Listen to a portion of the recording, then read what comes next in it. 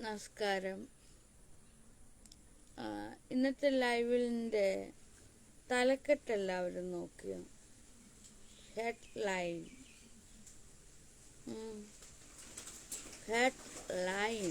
തലക്കെട്ട് ആരെങ്കിലും നോക്കിയോ? ഞാനൊരു കമൻറ്റ് വായിക്കുന്ന വളരെ സുന്ദരമായി തോന്നിയ ഒരു കമൻ്റാണത്. അത് നിങ്ങൾ ആരെങ്കിലും ആണോ ഇട്ടത്? ഈ ലൈവ് കാണുന്ന ആരെങ്കിലും ആണോ ഈ കമൻസ് ഇട്ടത്? ഞാൻ ഈ ലൈവ് ചെയ്തിട്ട് അത് യൂട്യൂബിലേക്ക് ഞാനൊന്ന് സെൻഡ് ചെയ്യുന്നുണ്ട്. വളരെ ബ്രില്യൻ്റായ ഒരു കമൻ്റാണിത്. ബ്രില്യൻ്റ് എന്ന് വെച്ചാൽ അതീവ ബുദ്ധി, കൂർമ്മ ബുദ്ധിയുള്ളൊരു മനുഷ്യൻ്റെ കമൻ്റാണത്. അതെനിക്ക് മാത്രമേ അത് മനസ്സിലാക്കാൻ സാധിക്കുള്ളൂ. ഈ മനുഷ്യൻ്റെ ഈ കമൻറ്റ് വേറെ ആർക്കും അത് മനസ്സിലാക്കാൻ സാധിക്കില്ല. അത് എനിക്ക് മാത്രമേ അത് അറിയുള്ളൂ. ആ കമൻറ്റ് ഞാനിവിടെ ഒന്ന് വായിക്കാം. നിങ്ങളിൽപ്പെട്ട ആരെങ്കിലും ആണോ ആ കമൻറ്റ് എഴുതിയത്? എന്തായാലും നിങ്ങളിൽപ്പെട്ട ആരുമല്ലെന്ന് എനിക്കറിയാം. ഇത് ഇത്തിരി ബുദ്ധിയും വിവരമൊക്കെ ഉള്ളവരെഴുതിയ കമൻ്റാണ്. അതീവ ജ്ഞാനമുള്ള ആളെഴുതിയ കമൻ്റാണ്. അത് എന്താണെന്ന് ഞാൻ വായിക്കാം. ആ കമൻറ്റ് ചാനൽ ഹി 4RP. ഈ ID അങ്ങനെയാണ്, ചാനൽ, പിന്നെ ഒരു ചെറിയ വര, പിന്നെ HE, പിന്നെ 4RP അങ്ങനെ കിടപ്പുണ്ട്. വളരെ ബ്രില്യൻ്റായ ഒരു കമൻസാണിത്. ഇത് സാധാരണപ്പെട്ട മനുഷ്യർക്കൊന്നും ഇത്തരത്തിലൊരു കമൻ്റ് എഴുതാൻ സാധിക്കില്ല എന്ന വിവരവും എനിക്ക് മാത്രമേ ഇവിടെ പങ്കുവയ്ക്കാൻ കഴിയുള്ളൂ. യുക്തി അപാരം, ബുദ്ധി അത്യുജ്വലം, പറയാതിരിക്കാൻ നിർവാഹമില്ല. നിങ്ങൾപ്പെട്ട ആരെങ്കിലും ആണോ ഇത്? എന്തായാലും യൂട്യൂബ് അല്ലെങ്കിൽ ഞാൻ ഈ വീഡിയോ അപ്ലോഡ് ചെയ്യുമ്പോഴേ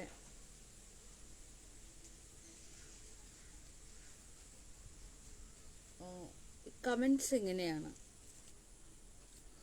നാഗ പറയുന്നതും കാണിക്കുന്നതും നിങ്ങൾക്ക് മോശമായി തോന്നുന്നു എങ്കിൽ നിങ്ങളെ കുറ്റം പറയുന്നില്ല. ഈ ആർജവം നിങ്ങൾ പല സിനിമയ്ക്കും വിമർശിക്കാൻ ഉപയോഗിക്കാൻ നോക്കൂ. എന്നിട്ട് പോരെ നാഗയ്ക്ക് എതിരെ ഉപയോഗിക്കാൻ എന്നാണ് ഇത്തിരി അവർ പറയുന്നത്. നിങ്ങൾക്ക് മനസ്സിലാവാൻ കുറച്ച് പണിയുണ്ട്. അതായത് അവർ പറയുന്നത് നിങ്ങൾക്ക് മനസ്സിലാക്കാനായിട്ട് കുറച്ച് പണിയുണ്ടെന്ന്. കറക്റ്റാണ് ഈ എഴുതിയിട്ട ആൾ പറഞ്ഞത്. ശരീരഭാഷയല്ല, നമ്മൾ ശരീരഭാഷയിലൂടെ നോക്കുമ്പോൾ നാഗ പറയുന്നതും പ്രവർത്തിക്കുന്നതും കുറ്റമായി തോന്നുന്നു. പക്ഷേ അത് മനസ്സിലാവണമെങ്കിൽ ശരീരബോധം പോരാ, ആത്മാവിനെ അറിയണം. അല്ലെങ്കിൽ നാഗ പറയുന്നത് ഭ്രാന്തായി തോന്നും. നാഗയും ബ്രില്യൻ്റ് അല്ലേ? അതിശയോക്തിയില്ല കമൻറ്റിൽ. സെലീന KTR. ഈ കമൻസ് നിങ്ങൾ കേട്ടോ, മനസ്സിലാക്കിയോ? അതായത് ഇവർ പറയുന്നൊരു കാര്യം, ഇതാണ് സത്യം, ഇതാണ് യാഥാർത്ഥ്യം. നമ്മൾ ശരീരഭാഷയിലൂടെ നോക്കുമ്പോൾ ഞാൻ ചെയ്യുന്നതും പ്രവർത്തിക്കുന്നതും ഒക്കെ വളരെ കുറ്റമായിട്ടാണ് തോന്നുന്നത്. പക്ഷേ ഞാനിവിടെ ശരീരഭാഷയല്ല ഉപയോഗിക്കുന്നത്, മനസ്സിൻ്റെ ഭാഷയാണ് ഉപയോഗിക്കുന്നത്. അതൊരു ബുദ്ധിയുള്ള ആൾക്കേ അത് മനസ്സിലാക്കാൻ കഴിയുള്ളൂ. ശരീരം ഇവിടെ ഇരിക്കുകയാണ്, ശരീരം എങ്ങും ചലിക്കാതെ ഇവിടെ ഇരിക്കുന്നു. എന്നിട്ട് ഒരിടത്ത് തന്നെ ഇരുന്ന് സംസാരിക്കുകയാണ് ചെയ്യുന്നത്. അതിൽ നാവ് ചലിക്കുന്നുണ്ട്. എന്നാൽ നാവിനേക്കാൾ ഉപരി മൈൻഡിൽ വരുന്ന മനസ്സിന്റെ കാര്യങ്ങളെയാണ് പറയുന്നത്.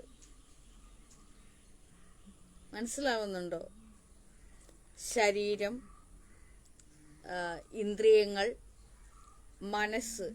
ആ മനസ്സിൽ വരുന്ന സിനിമ പോലെ, നമ്മളിപ്പോൾ സിനിമ കാണത്തില്ലേ, ഒരാൾ സിനിമ കാണുന്നു, ആ സിനിമ കഥ വന്നിരുന്ന് പറയുന്നു. യെസ്, ക്ലിയർ ആവുന്നുണ്ടോ?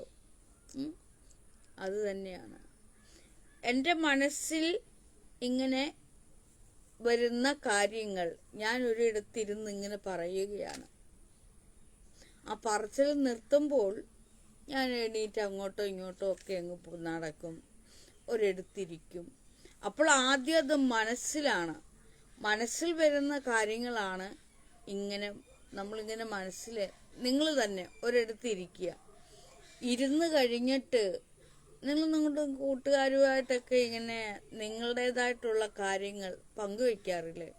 ഇന്നലെ കണ്ട സ്വപ്നങ്ങൾ, ഞാൻ ഉറക്കത്തിൽ സ്വപ്നം കണ്ടത്, കൂട്ടുകാരുമൊത്തു പോയ ആ നിമിഷങ്ങൾ, ഓർമ്മകൾ പങ്കുവെക്കുന്നു, ജീവിത അനുഭവങ്ങൾ പങ്കുവെക്കുന്നു, അല്ലേ?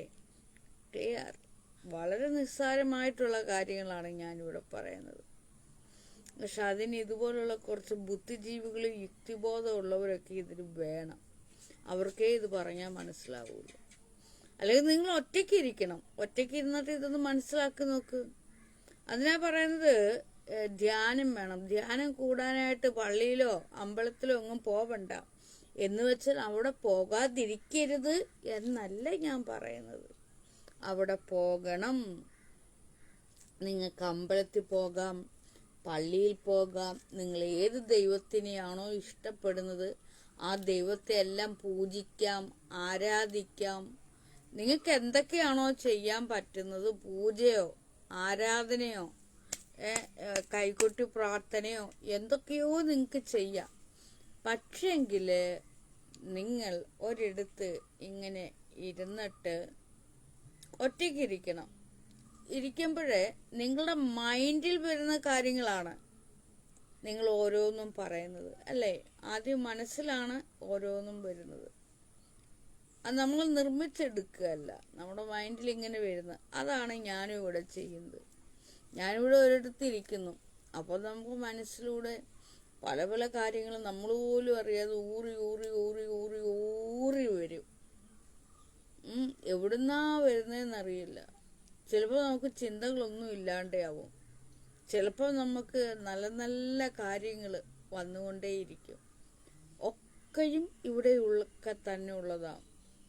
ഒക്കെയും നിങ്ങൾ പലരും ചെയ്യുന്ന കാര്യങ്ങൾ,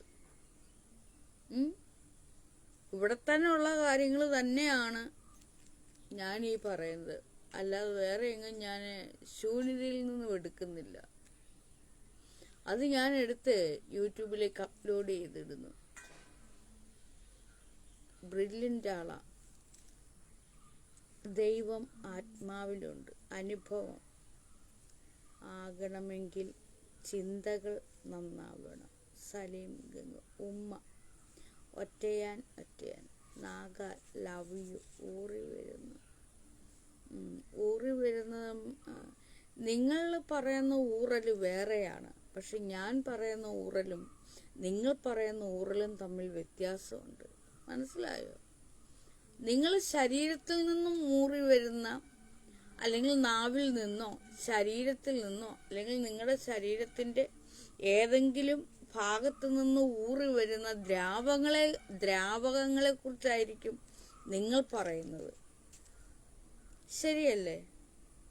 എന്നാൽ ഞാൻ ഈ പറഞ്ഞുകൊണ്ടിരിക്കുന്നത് മുഴുവൻ, ഞാൻ കാലങ്ങളായി പറയുന്നത് മുഴുവൻ ശാരീരികമായിട്ടുള്ള ഊറിവരവിനെ കുറിച്ചല്ല പറയുന്നത്.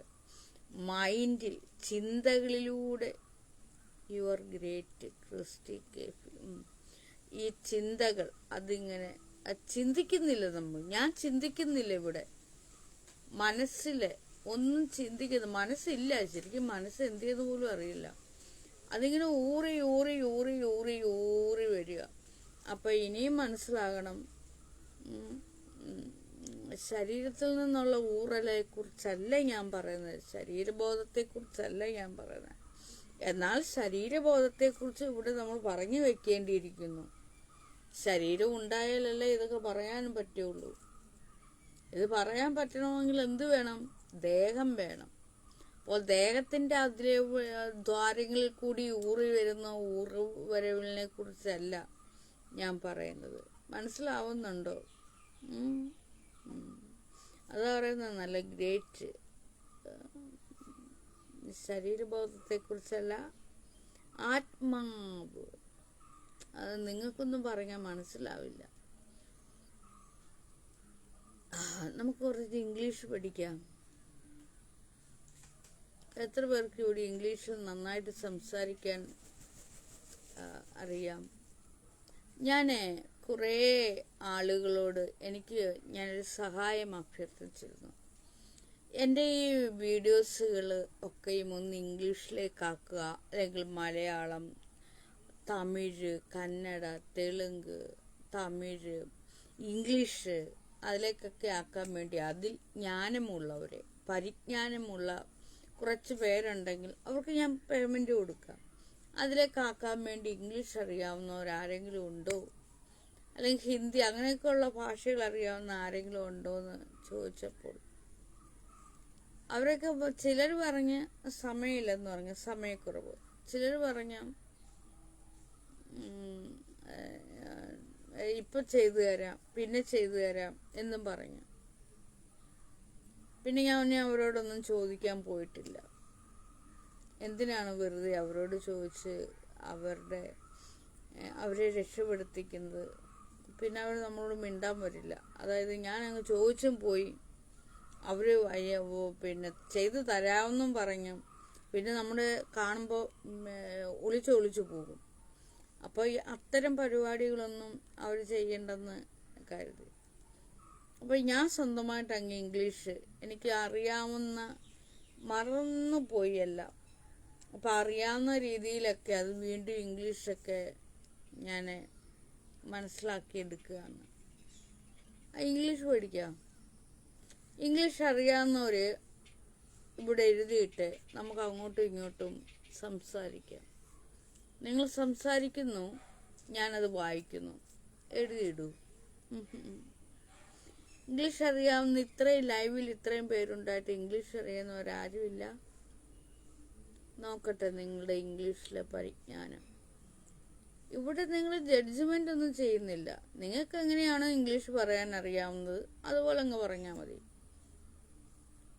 അല്ലാതെ ഇവിടെ ഇംഗ്ലീഷ് നിങ്ങളെയും കൊണ്ട് പറയിപ്പിച്ചിട്ട് നിങ്ങൾക്ക് അവാർഡൊന്നും തരാനൊന്നുമല്ല. ഇത് രസകരമായൊരു കളിയായിട്ട് എടുക്കുക. പ്രശാന്ത് ദാസ്, നാഗച്ചേച്ചി എത്ര വേണമെന്ന്. അപ്പോൾ നിങ്ങളൊരു കളിയായിട്ട് എടുക്കുക ഇത്, കേട്ടോ. അതുപോലെ ഇംഗ്ലീഷ് അറിയാവുന്നവർ എൻ്റെ ചില വാക്കുകളെ എനിക്കത് ഇൻസ്റ്റാഗ്രാമിലേക്ക് വിടണം, യൂട്യൂബിലേക്ക് വിടണം. വോയിസ് മെസ്സേജ് മാത്രം പോരാ, ഇങ്ങനെ നിന്ന് തന്നെ പറയണം. നാഗസൈരന്ധ്രി ഇതുകൊണ്ട് ഉദ്ദേശിക്കുന്നത്, അല്ലെങ്കിൽ നാഗസൈരന്ധ്രി പറയുന്നത് എന്ന് പറയുന്നത്. അങ്ങനെയായിരുന്നു പറയാൻ വേണ്ടി ഞാൻ ആളുകളോട് പറഞ്ഞിരുന്നത്. അപ്പം അവരൊക്കെ രക്ഷപ്പെട്ടു പോയി. അവർക്കൊരു പക്ഷേ എൻ്റെ വാക്കുകൾ അറിയില്ലായിരിക്കും, അതുകൊണ്ടാണ്. അല്ലെങ്കിൽ കേരളത്തിലുള്ള മിക്ക ആളുകൾക്കും എൻ്റെ വാക്കുകൾ അവർക്ക് ഇത്തിരി പ്രയാസകരമാണ്, മനസ്സിലാകില്ല. അപ്പം ഞാൻ തന്നെ അതൊക്കെ പറയാമെന്ന് കരുതി. വളരെ ലളിതമായിട്ട് ഇംഗ്ലീഷ് മനസ്സിലാക്കുക. വാസ് ആയിരുന്നു, ക്യാൻ, ഐ ക്യാൻ. വളരെ രസകരമായ കുഞ്ഞു കുഞ്ഞു വാക്കുകൾ. വാട്ട്, എന്ത്, Y.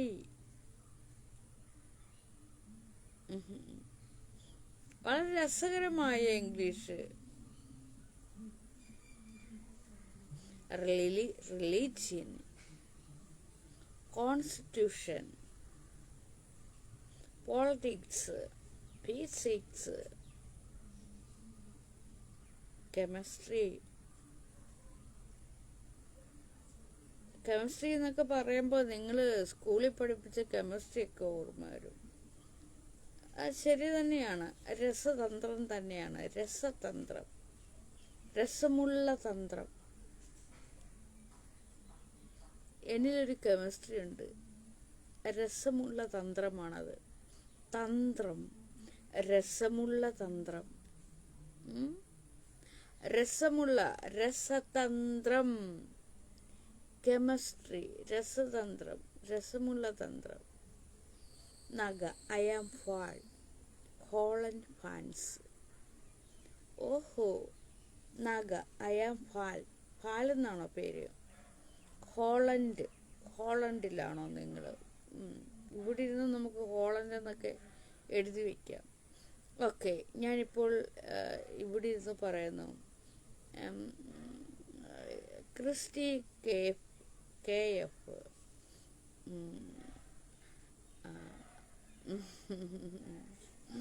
I am Naga.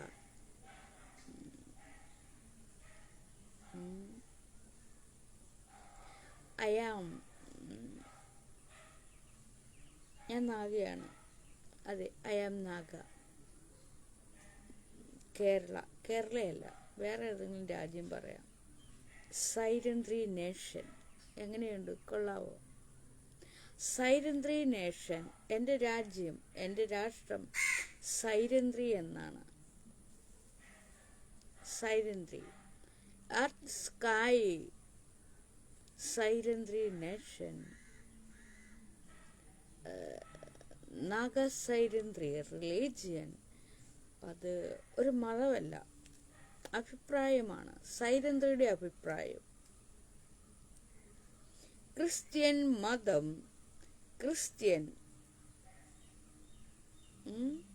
Christian religion. ക്രിസ്തു, അതായത് യേശുവിൻ്റെ മതം. എന്താണ് യേശുവിൻ്റെ അഭിപ്രായം? Very simple. ക്രിസ്തു റിലീജിയൻ. നാഗ റിലീജിയൻ. നാഗയുടെ അഭിപ്രായം. നബി religion. Religion is matam. Matam means അഭിപ്രായം. Nabi religion. Nabi religion. നബിയുടെ അഭിപ്രായം. നബിയുടെ മതം. മതം means അഭിപ്രായം.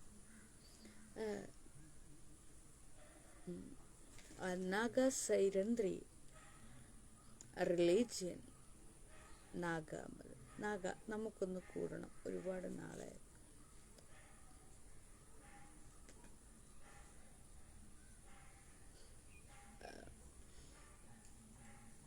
ഇനി പിന്നെന്താ പഠിക്കാൻ നമുക്ക്? എൻ്റെ മതത്തിലേക്ക്, നാഗയുടെ അഭിപ്രായത്തിലേക്ക് എല്ലാവർക്കും സ്വാഗതം. ഈ നിങ്ങൾ വളരെ സീരിയസ് ആയിട്ട് കാണുന്ന പലതും സീരിയസ് അല്ല, വളരെ കോമഡിയാണ്. നിങ്ങൾ ഈ ബൈബിളിനെയൊക്കെ ഭയങ്കര സീരിയസ് ആയിട്ടല്ലേ കാണുന്നത്? സ്ട്രോങ് ആണ്, തീവ്രമാണ്, സീരിയസ് ആണ്. എന്നാൽ വളരെ സോഫ്റ്റാണ്, രസമുള്ളതാണ്, ബ്രില്യൻ്റ് ആണ്. ദിസ് ഭഗവത്ഗീത സീരിയസ് ആണ്, ഭയാനകമാണ്, സോഫ്റ്റാണ്, രസതന്ത്രമാണ്, ഭൗതികമാണ്, ആത്മീയവുമാണ്. രണ്ടും കൂടെ കൂടിച്ചേർന്നതാണ്. രസമുള്ളതാണ്. മനസ്സിലാക്കി വരുമ്പോഴല്ലോ പക്ക കോമഡിയാണ്, ട്രാജഡിയുമാണ്. വാവ്, സൂപ്പർ. നമ്മൾ ഭഗവത്ഗീത ഇങ്ങനെ വായിച്ച് കൃഷ്ണനും അർജുനനും ഒക്കെ രണ്ടുപേരും കൂടെ അവരുടെ രണ്ടുപേരുടെയും സംഭാഷണം വായിച്ച് പിന്നെ മഹാഭാരത യുദ്ധം ഇങ്ങനെ വായിച്ച് യുദ്ധം പിന്നെ നടന്ന് മൊത്തം നമ്മുടെ മനസ്സിലാവും. ആനയും കുതിരയും വാളും തേരും അതിൽ ഓരോ കഥാപാത്രങ്ങളും നമ്മുടെ മനസ്സിൽ കിടന്ന്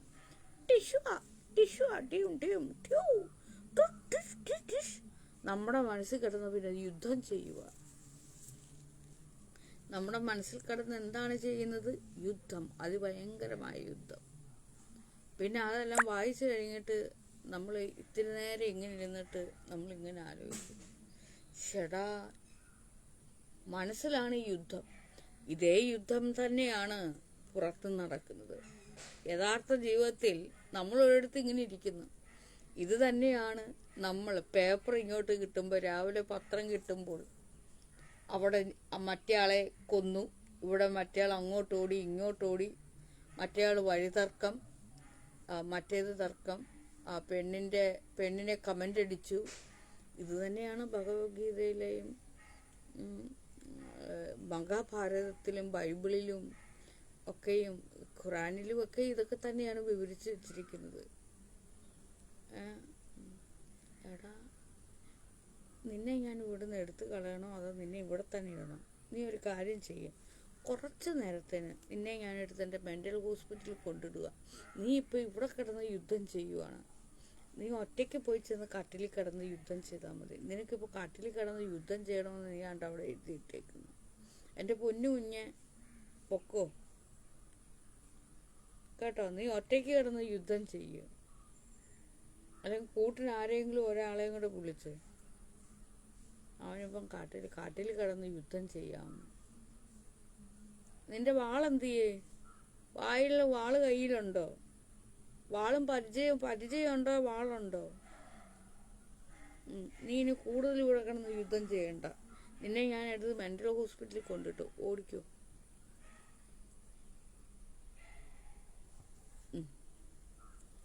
ബാൻ ചെയ്ത് സൂക്കേട് നിർത്തി. കണ്ടോ, ഇത്രയേ ഉള്ളൂ.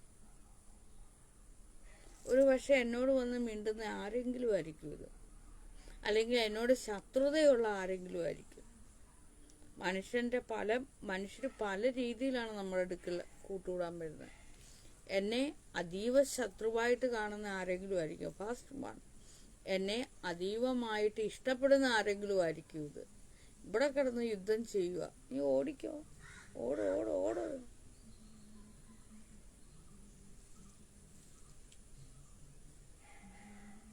റോസമ്മ തൊഴുന്നു. റോസമ്മയാണോ പ്രസന്നയാണോ? വേറെ ഇനി ആരുണ്ട്? അവൻ്റെ യുദ്ധം ചെയ്യൽ നിന്ന് അതോടുകൂടി യുദ്ധം വാളും പരിചയമൊക്കെ താഴെ വെച്ച് ഓടി.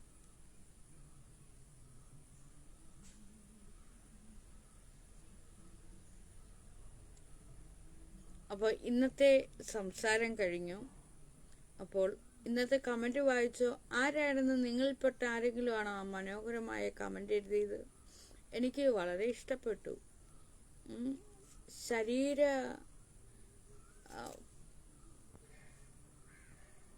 ശരീരബോധത്തിൽ നിന്നാണ് ഞാൻ സംസാരിക്കുന്നെങ്കിലും മനസ്സിൽ വരുന്ന കാര്യങ്ങളെ ആണ് ഞാൻ ഇവിടെ പറഞ്ഞു വയ്ക്കുന്നത്. നിങ്ങളും അതൊക്കെ തന്നെയാണ്. എവിടെയെങ്കിലും ഇരുന്ന് നിങ്ങൾ നിങ്ങളുടെ മനസ്സിലൂടെ ഊറി വരുന്ന കാര്യങ്ങളായിരിക്കും പറയുന്നത്. പക്ഷെ അടുത്ത് നിൽക്കുന്നവർ പെട്ടെന്ന് അത് കേൾക്കുമ്പോൾ പ്രതികരിക്കും. അതുകൊണ്ടാണ് പറയുന്നത്, നിങ്ങളോടൊക്കെ ഞാൻ പറയുന്നത്, തിരക്ക് കുറയ്ക്കാൻ വെപ്രാളപ്പെട്ട് സംസാരിക്കാതെ, മെല്ലെ ഒച്ചയെടുത്ത് സംസാരിക്കാതെ മെല്ലെ സംസാരിക്കുക. തിരക്കിട്ട് സംസാരിക്കരുത് എന്ന്. തിരക്കിട്ട് സംസാരിക്കുമ്പോൾ നിങ്ങൾക്കത് മനസ്സിലാവില്ല. ഈ കളി മനസ്സിലാക്കി എടുക്കണമെന്നുണ്ടെങ്കിൽ തിരക്ക് കുറയ്ക്കണം, വെപ്രാളം കുറയ്ക്കണം. വെപ്രാളം കുറയ്ക്കുമ്പോൾ നിങ്ങൾക്ക് മനസ്സിലാവും, ശരിയാണല്ലോ, നിങ്ങളും അങ്ങനെയാണല്ലോ. നിങ്ങളൊരിടത്തിരിക്കുന്നു, ഇരുന്ന് പറയുന്ന ധ്യാനം എന്ന് പറയുന്നത് ഇങ്ങനെ വെറുതെ ഒന്ന് ഇരുന്നാൽ മതി. ഇങ്ങനെ വെറുതെ ഇരുന്ന് വയ്ക്കുമ്പോഴേ നിങ്ങളുടെ ഉള്ളിൻ്റെ ഉള്ളിലൂടെ ഇങ്ങനെ ഓരോ കാര്യങ്ങളും ഇങ്ങനെ വരും. ചിന്തിക്കുകയൊന്നും വേണ്ടെന്നേ, നിങ്ങൾ ചിന്തിക്കാൻ പോവുകയേ വേണ്ട, ഓവർ ചിന്തയേ വേണ്ട. അറിയാതെ തന്നെ ഓരോ കാര്യങ്ങളും വരും. ചിലപ്പം ഒന്നും വരില്ല, ശൂന്യമായിരിക്കും. ചിലപ്പോഴെന്തായിരിക്കും? ശൂന്യമായിരിക്കും. ആ ശൂന്യമായിട്ട് വരുമ്പോൾ നിങ്ങൾക്ക് ബോറടിക്കും അല്ലേ? ശൂന്യത വരുമ്പോൾ നിങ്ങൾക്ക് ബോറടിക്കും. അപ്പോൾ നിങ്ങൾക്ക് എന്തെങ്കിലും ചെയ്യണമെന്ന് തോന്നും. അപ്പോൾ നിങ്ങൾ ചിലപ്പോൾ എഴുതാൻ തുടങ്ങും, ചിലപ്പം പാട്ട് പാടും.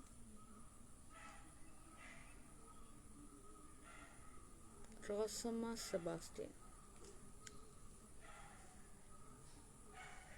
ഒറ്റയാൻ, നിങ്ങൾ നാഗയോട് ഇങ്ങനെയൊന്നും പറയാൻ പാടില്ല കേട്ടോ.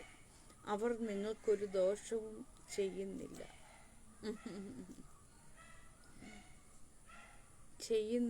എന്ന്.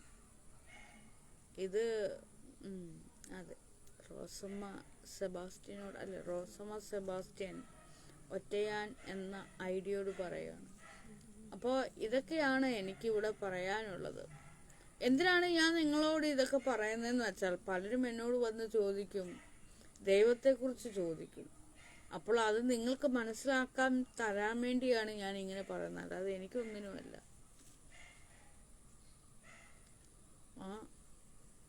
അതിൻ്റെ ഓരോ സഞ്ചാര ദിശയിലൂടെ ഞാൻ കടന്നു വന്ന സഞ്ചാര ദിശയൊക്കെ നിങ്ങൾക്ക് ഞാൻ കാട്ടിത്തരികയാണ്. അതുപോലെ നമ്മൾ ഭൂമിയോട് എന്തെങ്കിലും കാര്യം ആവശ്യപ്പെട്ടാൽ അത് നേടിത്തരും. അതുപോലെ മേഘത്തിനോട്, ഈ കഴിഞ്ഞ ദിവസം ഞാൻ മേഘത്തോട് പറഞ്ഞു, മേഘമേ, കാർമേഘമേ, എനിക്ക് നിന്നെ കൂടുതൽ അറിയണം. ആകാശമേ, എനിക്ക് നിന്നെ കൂടുതൽ അറിയണമെന്ന്. ഇന്നലെ രാത്രി ഞാൻ നോക്കും, മേഘം എൻ്റെ അടുത്ത് വന്ന്, ആകാശം എൻ്റെ അടുക്കൽ വന്ന്, comment removed by a moderator. ഞാനറിയാതെ ഇവിടെ ഒരു മോഡറേറ്റർ കടന്നുകൂടിയോ? എൻ്റെ പേജിൽ ഞാനറിയാതെ ഒരു മോഡറേറ്ററോ ഒരാളുണ്ട്, അയാളെ എനിക്കറിയാം.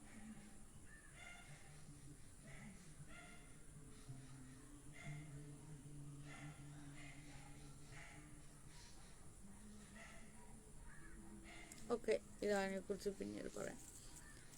അപ്പോഴേ ഞാൻ ഇന്നലെ മേഘത്തിനോട് പറഞ്ഞു, മേഘം എനിക്ക് ആകാശവും മേഘവും എനിക്ക് കാട്ടിത്തന്നു. ഇന്നലെ നല്ലൊരു മഴ ചാറി. നിങ്ങൾക്ക് അവിടെ മഴ വന്നു പോകും? മഴ ചാറ്റലുണ്ടായിരുന്നു? മഴയെങ്ങാനും ചാറിയോ?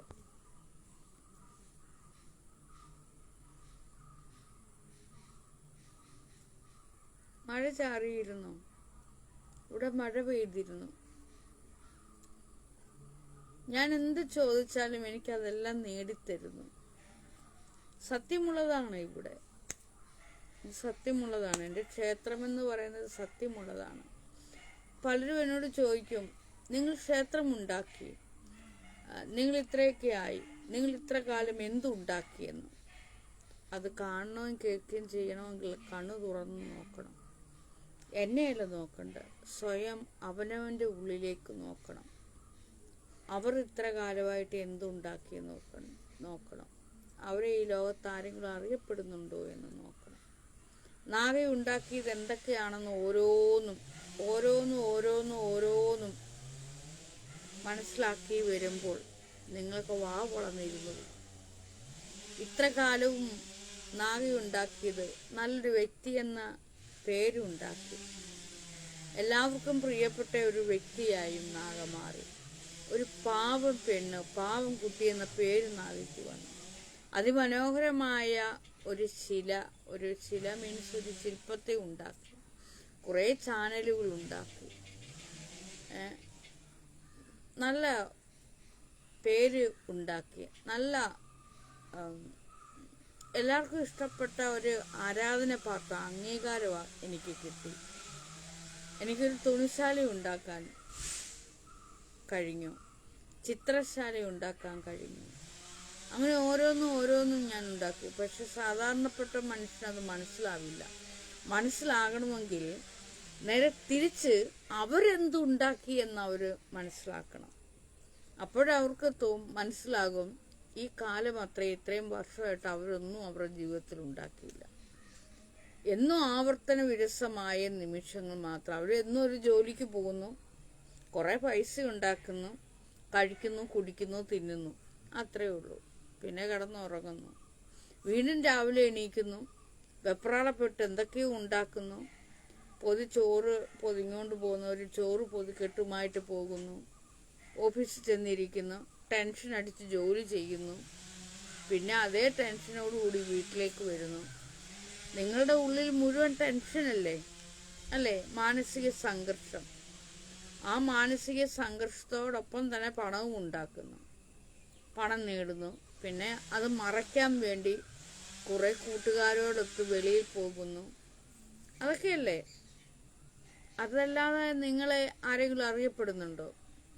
നിങ്ങളുടെ വീട്ടുകാരറിയുന്നു, നിങ്ങൾ തൊട്ട അയൽവക്കക്കാര് ഒക്കെ എല്ലാം നിങ്ങളെ അറിയപ്പെടുന്നുള്ളൂ.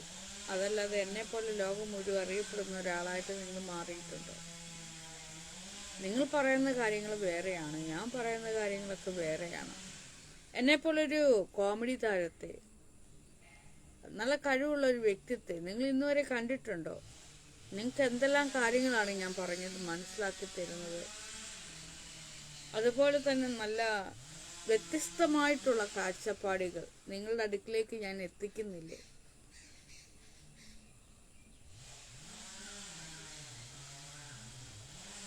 സെലീന, ഹായ് നാഗ, വ്യൂസ് കുറവാണ്, ഒരു മൈക്ക് വേണം, വോയിസ് കുറവ്. സെലീന 70 34 766 363. എനിക്കൊരു മൈക്ക് വാങ്ങിച്ചു തരൂ. കാരണം മൈക്ക് വാങ്ങിക്കാനുള്ള പണം എൻ്റെ കയ്യിലില്ല. ഞാൻ കറക്റ്റ് കാര്യമാണ് പറയുന്നത്. സെലീന ഇടപെട്ട് എനിക്കൊരു മൈക്ക് വാങ്ങിച്ചു തരൂ. ഇതേ കാര്യം തന്നെ എൻ്റെ ലൈവിൽ വന്ന ഒരാൾ പറഞ്ഞിരുന്നു. എന്നോട് അഡ്രസ്സൊക്കെ ചോദിച്ചു. ഞാൻ അഡ്രസ്സൊക്കെ കൊടുത്തു. ആളിൻ്റെ പൊടി പോലും ഇപ്പോൾ കാണാനില്ല. സത്യം, ആളിൻ്റെ പൊടി പോലും കാണാനില്ല. സെലീന KTR, എനിക്കൊരു മൈക്ക് വാങ്ങിച്ചു തന്നോളൂ. എന്നോട് എന്താണോ നിങ്ങൾ പറയുന്നത് അത് എനിക്ക് വാങ്ങിച്ചു തന്നുള്ളൂ. അതിനുള്ള പണം എൻ്റെ കയ്യിലില്ല. ഞാൻ സത്യങ്ങളാണ് പറയുന്നത്. ഞാനിങ്ങനെ സത്യസന്ധമായിട്ടുള്ള കാര്യങ്ങൾ പറയുമ്പോൾ നിങ്ങൾ വിചാരിക്കും നിങ്ങളെ ഞാൻ അപമാനിക്കുകയാണ്, നിങ്ങളെ ഞാൻ ആക്ഷേപിക്കുകയാണ് എന്നൊക്കെ നിങ്ങൾക്ക് തോന്നും. അതിൻ്റെ കാരണം എന്താണെന്ന് വെച്ചാൽ, കഴിഞ്ഞ ദിവസം എൻ്റെ വാട്സപ്പിൽ വന്ന് 2-3 പെൺകുട്ടികൾ, അതിലൊരു പെൺകുട്ടിക്ക് എന്നോട് അതികഠിനമായ ആരാധന, നാഗച്ചേച്ചി ഭയങ്കര ഇഷ്ടമാണ്, ആ ശബ്ദം ഒന്ന് കേൾപ്പിക്കൂ എന്നൊക്കെ പറഞ്ഞു. അപ്പോൾ ഞാൻ തിരിച്ചു പറഞ്ഞു, എന്നോട് സംസാരിക്കണമെങ്കിൽ നിങ്ങൾ എനിക്ക് പേയ്മെൻ്റ് അയക്കണം, പേയ്മെൻ്റ് അയച്ചാൽ മാത്രമേ ഞാൻ സംസാരിക്കുകയുള്ളൂ. കുറേ കഴിഞ്ഞിട്ട് എനിക്ക് തിരിച്ച് മെസ്സേജ് അയച്ചു. ഞാൻ പേയ്മെൻ്റ് അയക്കാനുള്ള ഇത് വായിച്ചിരുന്നു, എൻ്റെ phone number 7558875593 account number, Google Pay number വായിച്ചിരുന്നു. കുറേ കഴിഞ്ഞപ്പോഴും എനിക്ക് തിരിച്ച് മെസ്സേജ് അയക്കുന്നു, നിങ്ങളുടെ അവസ്ഥകളൊക്കെ ഞങ്ങൾക്കറിയാം, പക്ഷേങ്കിൽ നിങ്ങൾ ഞങ്ങളെ ഇൻസൾട്ട് ചെയ്യുകയാണ് ചെയ്തത്. നിങ്ങൾ പെട്ടെന്ന് ഇങ്ങനെ പറഞ്ഞപ്പോൾ ഞങ്ങൾ സ്റ്റുഡൻസാണ്, ഞങ്ങളുടെ കയ്യിൽ എവിടെ നിന്നാണ് കാശ്. അവർ കരുതുന്നത് ഞാൻ അവരെ ഇൻസൾട്ട് ചെയ്തു എന്ന്. ശരിക്കും ഞാൻ എൻ്റെ ഇല്ലായ്മയെക്കുറിച്ചാണ് പറയുന്നത്. ഇത് വളരെ സത്യസന്ധമായിട്ട്, അതായത് വെറുതെ സംസാരിക്കാൻ എനിക്ക് പറ്റില്ലെന്നും പേയ്മെൻറ്റ് ചെയ്താൽ മാത്രമേ ഞാൻ സംസാരിക്കാൻ വരുള്ളൂ എന്നും പറഞ്ഞപ്പോൾ അവർ പറയുന്നത് അവരെ ഞാൻ ഇൻസൾട്ട് ചെയ്തു, അപമാനിച്ചു, അധിക്ഷേപിച്ചു. ഞാൻ പണം ചോദിച്ചപ്പോൾ അതെങ്ങനെ അപമാനിക്കലായി? എൻ്റെ ജോലിക്കൂലിയാണ് ഞാൻ ചോദിച്ചത്. അതും ദരിദ്രയായ ഞാൻ സമ്പന്നരായ അവരോട് ഞാൻ പണം ചോദിച്ചപ്പോൾ ഞാൻ അപമാനിക്കുന്നു എന്നായി. ഒന്ന് ആലോചിച്ച് നോക്കണം. അവർ സമ്പന്നരും ഞാൻ ദരിദ്രയുമാണ്. ഞാൻ അങ്ങോട്ട് പണം ഞാൻ സംസാരിക്കാം, എനിക്ക് എന്തെങ്കിലും ഇങ്ങോട്ട് തരൂ, എൻ്റെ വയ്യായ്മ, എനിക്ക് വയ്യ, അപ്പോൾ എനിക്ക് ഇങ്ങോട്ട് തരൂ എന്ന് പറഞ്ഞു. അപ്പോൾ പറയും ഞാൻ അവരെ ഇൻസൾട്ട് ചെയ്തു എന്ന്. അതുപോലെ പലരും എന്നോട് പറയും, നിങ്ങളെ ഞങ്ങൾ ഭയങ്കരമായിട്ട് ഇഷ്ടപ്പെടുന്നു, നിങ്ങളിങ്ങനെ പൈസ ഒന്നും ചോദിക്കരുത്, അത് നാണക്കേടാണെന്ന്. എൻ്റെ കഴിവനുസരിച്ച് ഞാനിവിടെ ജീവിച്ച് അതിൽ നിന്ന് ഞാനൊരു തുക വാങ്ങിക്കുന്നത് അത് കുറച്ചിലായിട്ട് അവർക്ക് തോന്നുന്നു. എനിക്കത് കുറച്ചിലല്ല, ഇതെൻ്റെ ജോലിയാണ്, ജോലിയുടെ ഭാഗമാണ്. ആ ജോലി ചെയ്യുകയാണ് ഞാൻ. അപ്പോൾ ആ ജോലി ചെയ്ത അതിൻ്റെ കൂലിയാണ് ഞാൻ ചോദിക്കുന്നത്. അപ്പോൾ പറയാ ഞാൻ അവരെ ഇൻസൾട്ട് ചെയ്തു എന്ന്. എൻ്റെ ഇല്ലായ്മകളെ കുറിച്ച് ഞാൻ പറയുമ്പോൾ ആക്ഷേപിക്കുന്നു, അധിക്ഷേപിക്കുന്നു എന്നാണ് പറയുന്നത്. പക്ഷെ അതേ ആളുകള് അല്ലെങ്കിൽ മറ്റാരെങ്കിലും എന്നോട് ഇങ്ങോട്ട് വന്ന് പൈസ എങ്ങനെ ചോദിക്കുമ്പോൾ ഞാൻ ഒരിക്കലും പറയില്ല അവരൊക്കെ എന്നെ ഇൻസൾട്ട് ചെയ്തു എന്ന്. അതാണ് എൻ്റെ ഏറ്റവും വലിയ ക്വാളിറ്റി. എനിക്കറിയാം, ഒന്നുകിൽ അവർക്ക് ഇല്ലാത്തത് കൊണ്ടാണ് വന്ന് ചോദിക്കുന്നത് എന്ന് മനസ്സിലാക്കാനുള്ള ഒരു ബുദ്ധിയും പാകതയും എനിക്കുണ്ട്. പക്ഷെ ഇവർക്കാർക്കും അതില്ല. എൻ്റെ ചുറ്റുപാട് മനസ്സിലാക്കിയിട്ടും അവരോട് ഞാൻ പൈസ വെച്ച് പറയാ അവരെ ഞാൻ ഇൻസൾട്ട് ചെയ്തു എന്ന്. എന്താ പറയാ? മുജീബ്, നഫീസ്, എത്രയാണ് തുകയെന്ന് നിങ്ങൾക്ക് ഇഷ്ടമുള്ളത് തന്നോളൂ. 7558875593. തുക തന്നാലേ നമുക്ക് ഇടയ്ക്കിടയ്ക്ക് അങ്ങോട്ടും ഇങ്ങോട്ടും തുക വെച്ച് കളിക്കാം. ഞങ്ങളിങ്ങനെ കുറച്ച് പേരങ്ങനെ കളിക്കുന്നുണ്ട്. ഞങ്ങൾ കുറച്ച് പേരങ്ങനെയാണ്. ഒരു ദിവസം ഞങ്ങൾ ഒരാൾക്ക് ഇത്ര രൂപ അയച്ചു കൊടുക്കും. അത് അവർ ചിലവാക്കിയിട്ട് അവരുടെ അത്യാവശ്യം വട്ടച്ചിലവിനുള്ള കാശ് മാറ്റിയൊക്കെ വെച്ചിട്ട് 2 ദിവസം കഴിയുമ്പോൾ അവർ എനിക്ക് തിരിച്ച് ഇങ്ങോട്ട് അയക്കും. പിന്നെ 2-3 ദിവസം കഴിയും ഞാൻ അങ്ങോട്ട് അയക്കും. പിന്നെ 2-3 ദിവസം കഴിഞ്ഞ് അവർ ഇങ്ങോട്ട് അയക്കും. അപ്പോൾ ഞങ്ങൾ അങ്ങോട്ടും ഇങ്ങോട്ടും ഇങ്ങനെ തുക വെച്ച് കളിക്കുന്നുണ്ട്, അതായത് പൈസ വെച്ച് കളിക്കുന്നുണ്ട്. മനോഹരമായ കളിയാണത്. ആ കളിയിൽ നിങ്ങൾ ആരെങ്കിലും പങ്കുചേരുന്നെങ്കിൽ ചേരാം. പരാതിയില്ല, പരിഭവങ്ങളില്ല, ഒന്നുമില്ല, ടെൻഷൻ അടിക്കണ്ട. അതുപോലെ ഞങ്ങളിൽ ആർക്കും ടെൻഷൻ അടിയില്ല. കിട്ടിയില്ലെങ്കിൽ കിട്ടിയില്ല, അവിടെ ലാഭമോ നഷ്ടമോ ഒന്നും നോക്കാറില്ല. അപ്പോൾ കുറച്ച് പേരും കൂടി നിങ്ങൾ ആരെങ്കിലും എന്നോടൊപ്പം കളിക്കുന്നുണ്ടെങ്കിൽ നിങ്ങളുടെ കൂടെ വേറെയും കൂട്ടുകാർ വേണം, എന്നാലേ ഇത് രസമാവുള്ളൂ. അതായത് ഞാൻ നിങ്ങൾക്ക് അയച്ചു തരാനില്ലെങ്കിലും വേറെ ആരെങ്കിലും നിങ്ങളെ അയച്ചു തരാനായിട്ട് നിങ്ങൾ ആളിനെ കരുതി വയ്ക്കണം. അതിലൂടെ നമുക്ക് വരുമാന മാർഗവും ഒപ്പിക്കാം. പൈസ ഇല്ലാത്തപ്പോൾ വരുമാന മാർഗവും ഒപ്പിക്കാം, മറ്റുള്ളവർക്ക് കൊടുക്കുകയും ചെയ്യാം. പരാതിയില്ല, പരിഭവങ്ങളില്ല. പോയാൽ പോയി, വന്നാൽ വന്നു, അത്രയേ ഉള്ളൂ. ഓക്കെ, നന്ദി, നമസ്കാരം. Okay, by. 7558875593 അതാണ് പേയ്മെൻറ്റ് നമ്പർ. Okay, by.